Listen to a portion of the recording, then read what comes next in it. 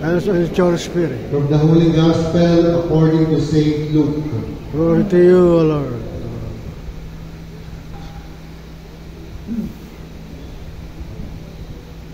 While some people were speaking about how the temple was adorned with costly stones and votive offerings, Jesus said, "All that you see here, the days will come when there will not be left a stone upon another stone that will be thrown down." Then they asked him, "Teacher, when will this happen? And what sign will there be when all these things are about to happen?" He answered, "See that you do not be deceived, for many will come in my name, saying, 'I am he,' and the time has come. Do not follow them. When you hear of wars and insurrections, do not be terrified, for such things must happen first, but it will not immediately be the end."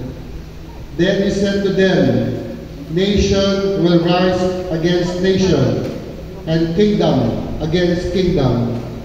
There will be powerful earthquakes, famines, and plagues from place to place, and awesome sights and mighty signs will come from the sky.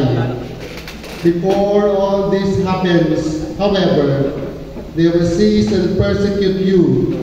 They will hand you over to the synagogues and to prisons, and they will have you led before kings and governors because of my name. It will lead to your giving testimony. Remember, you are not to prepare your defense beforehand, for I myself shall give you wisdom in speaking, that all your adversaries will be powerless to resist or refute. You will even be handed over by parents, brothers, relatives, and friends. They will put some of you to death. You will be hated by all because of my name, but not a hair on your head will be destroyed. By your perseverance, you will secure your lives."